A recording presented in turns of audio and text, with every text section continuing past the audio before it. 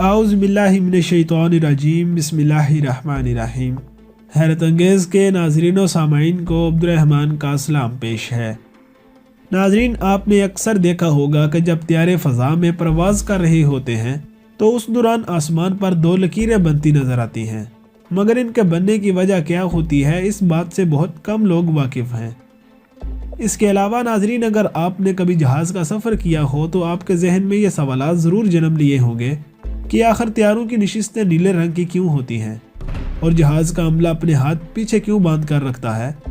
इन तमाम सवालात और मज़ीद ऐसे सवालों के जवाबात की जानिब बढ़ने से पहले नए आने वाले दोस्तों से गुजारिश है कि चैनल को सब्सक्राइब कर लीजिए ताकि आपको इसी तरह की इंटरेस्टिंग वीडियोस का नोटिफिकेशन मिलता रहे। नाज़रीन, आसमान पर बनने वाली इन सफ़ेद लकीरों को वेपर ट्रेल्स कहा जाता है और ये दरहकीकत एविएशन फ्यूल जलने का नतीजा होती हैं।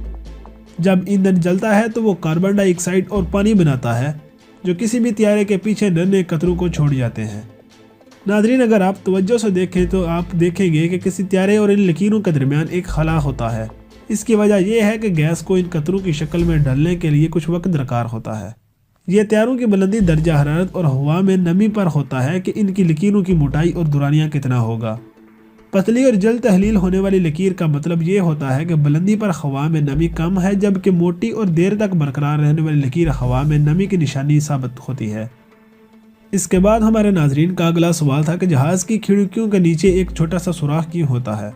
नाजरीन, प्लास्टिक ग्लास के दो टुकड़ों को त्यारों की खिड़कियों के शीशे की तैयारी के लिए इस्तेमाल किया जाता है। इसका अंदरूनी शीशा मुमकिन तौर पर त्यारे के कैबिन और बाहर के दबाव के बायस टूट सकता है। इसमें मौजूद छोटा सुराख हवा को दोनों शीशों और कैबिन के दरमियान हवा को गुजरने देता है, जिससे दबाव मतवाजन हो जाता है और शीशा नहीं टूटता।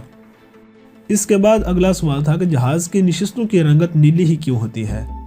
नाजरीन, बेशतर कंपनियां त्यारों की नशिस्तों की रंगत के लिए नीले रंग का इंतखाब करती हैं। वैसे कुछ मुख्तलिफ रंग की भी नज़र आते हैं, मगर अक्सर यही रंग होता है और वो ये कि मुसाफिरों को सुकून और अमन का एहसास दिलाने के साथ उनके अंदर फ़ज़ाई कंपनी के लिए इत्मीनान पैदा करना है।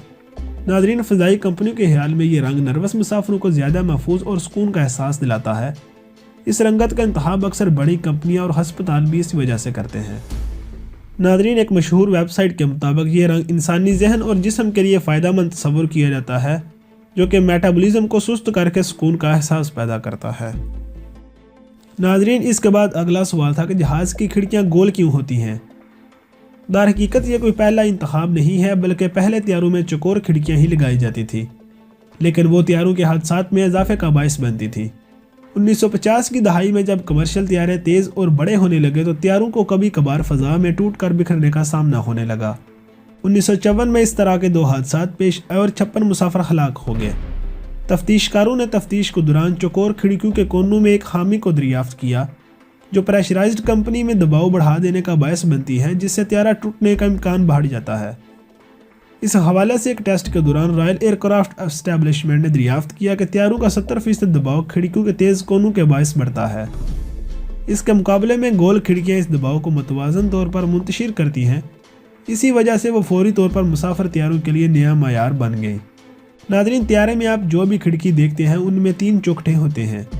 पहला दबाव का बोझ बर्दाश्त करने के लिए होता है, दूसरा बाहरी चौखटा फेल होने पर तहफ़्फ़ुज़ देता है, ताहम ऐसा कभी कभार ही होता है, जबकि तीसरा आपके सामने होता है।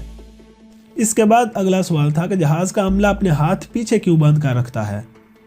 दरहकीकत अमला हमेशा मुसाफिरों को खुशामदीद कहते हुए अपने हाथों को कमर के पीछे रखता है।